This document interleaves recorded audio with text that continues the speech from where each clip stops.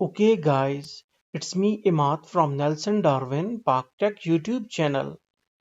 So today we are going to learn about how to use the logic analyzer within the Circuit Wizard simulator.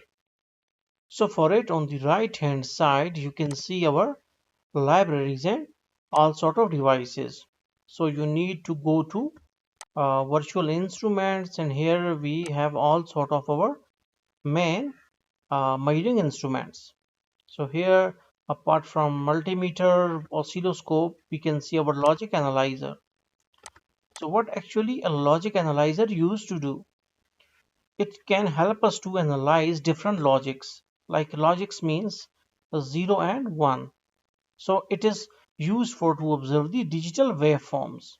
Like when the signal is used to high and when it is going to low.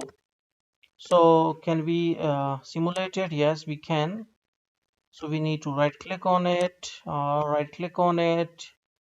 We can click on add graph and we can connect the graph of this logic analyzer this way. Okay, now we have around like 9, 10, 11, 12, 13, 14, 15. We have around 15 channels, 16 channels total. So we can observe 16 different waveforms, digital waveforms on it. Okay, now can we how we can observe it? Let me connect one clock signal with it. So go to logic gates and take our clock signal. Here you can see that 1 hertz our clock signal, and we can see that this clock signal is shown on the logic analyzer graph. Okay, now we will take one more graph or one more clock, copy and paste.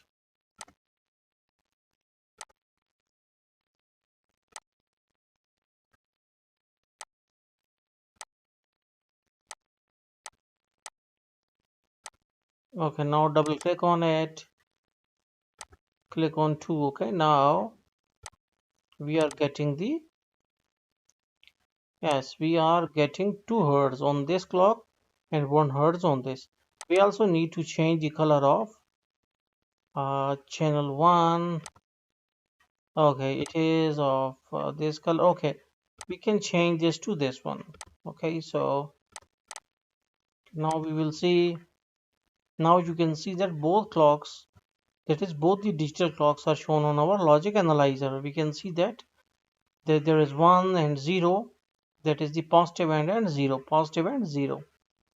So in like this, and okay, now we will go for our like third clock, and that clock is like okay, wait. So we can go for this one like this, and we can change this clock to like a